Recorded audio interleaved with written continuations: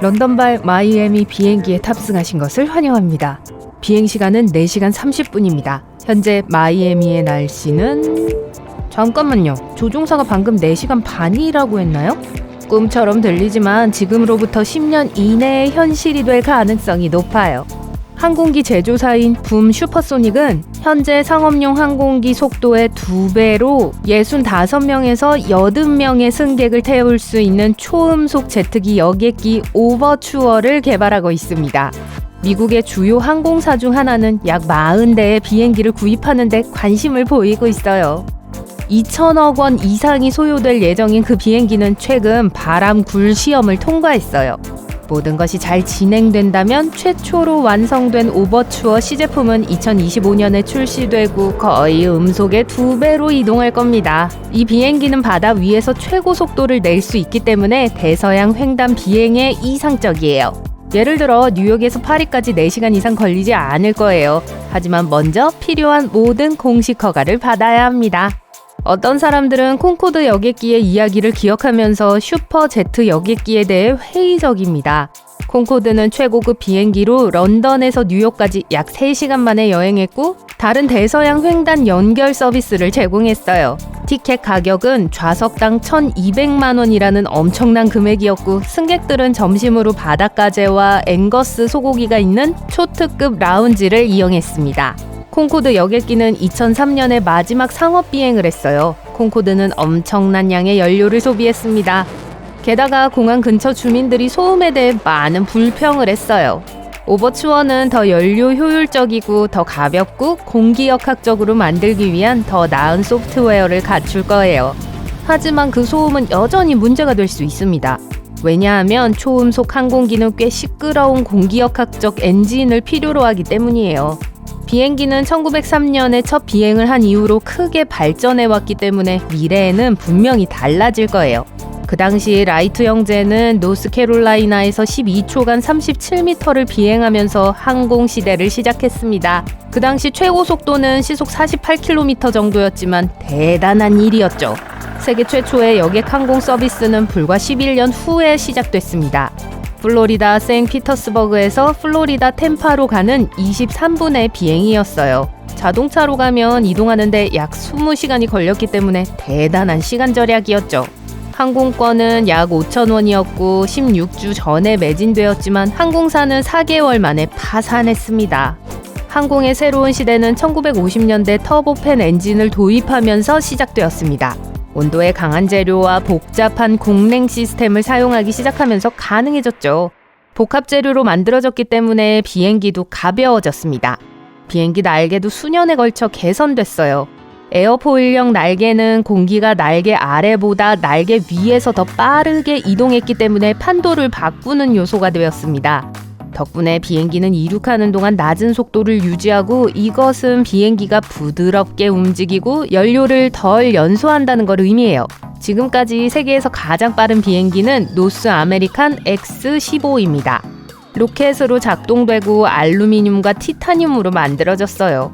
거대한 쐐기형 꼬리는 비행기가 엄청난 속도로 안정적으로 유지되도록 도와주었습니다. 그 로켓 비행기는 108km 고도에 도달해서 최고 고도 기록을 세웠어요.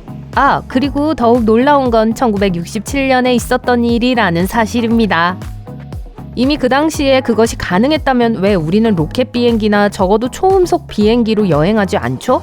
특히 장거리 비행의 경우에요. 속도 면에서 여객기는 여전히 50년 전의 모습을 유지하고 있는데 대부분 속도를 높이면 비용도 훨씬 더 비싸질 것이기 때문이죠. 더 빨리 비행한다는 건 더 많은 연료를 태운다는 걸 의미해요. 게다가 초음속 엔진은 생산과 유지에 비용이 많이 듭니다. 또 다른 이유는 자연적인 힘입니다.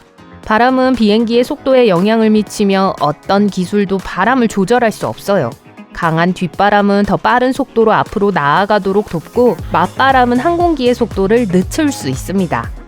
비행기는 대부분 최고 11km 고도에서 비행합니다. 저 위의 공기는 밀도가 낮아서 저항이 적고 비행기는 더 빨리 날 수 있고 연료를 절약할 수 있습니다. 또한 낮은 온도는 제트 엔진을 더 효율적으로 만들어요. 대기의 그 부분을 통과하는 비행의 또 다른 장점은 난기류가 적어서 비행이 더 원활하다는 점입니다. 개인 제트기는 그렇게 높이 날 수 없어요. 더 작고 엔진은 그런 고도에 도달할 만큼 충분히 강하지 않습니다. 그래서 약 4.5km를 유지해요.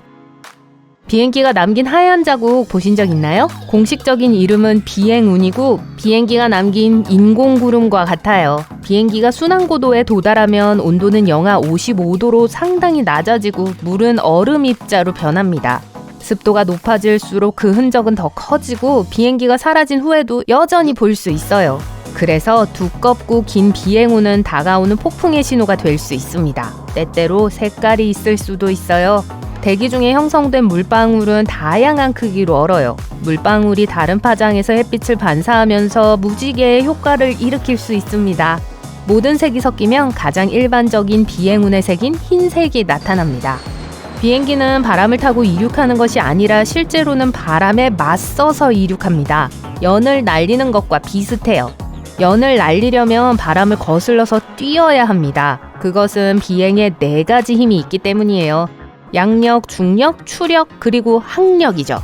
양력은 공기의 속도가 연 아래보다 위가 더 높기 때문에 발생합니다. 연은 위로 밀리고 이것은 들어 올리는 힘이에요. 폭풍을 통과하는 건 꽤 무서운 경험이지만 정말로 보이는 것만큼 위험할까요? 사실 바람이 부는 날씨에서 가장 결정적인 순간은 이착륙입니다. 비행기 제조사들은 항공기를 시험하고 조종사들이 다양한 날씨 조건에서 따라야 하는 속도 제한을 지정합니다.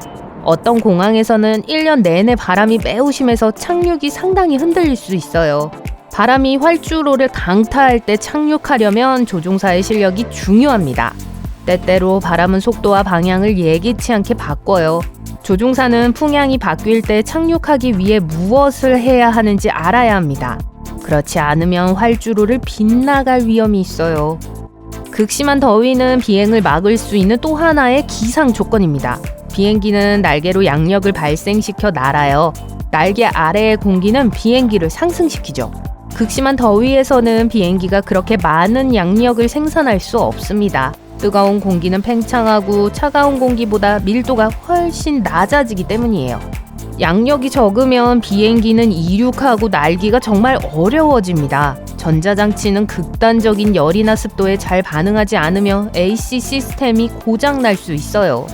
소형 제트기는 48도 이상의 온도에서는 운행할 수 없습니다.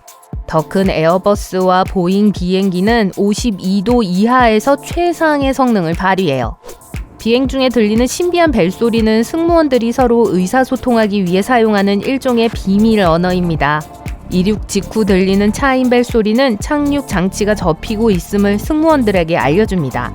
비행 중에 한 번 울리는 벨은 승객이 승무원의 도움이 필요하다는 신호예요. 식사를 제공하고 음식이나 음료가 부족할 때 높고 낮은 차임 벨 조합을 사용하여 동료들에게 공유하도록 요청할 수 있습니다. 3번의 낮은 톤은 심각한 난기류가 다가오고 있다는 걸 의미하기 때문에 승무원들은 안전벨트를 매야 합니다. 이륙 전에 기내에서 깜빡이는 불빛을 본 적 있으신가요? 걱정할 거 없어요. 조종사가 비행기를 공항 전원 공급 장치에서 분리하고 기내 전원 장치로 전환할 때 발생합니다. 이런 급속한 전환이 깜빡임을 일으킬 수 있어요.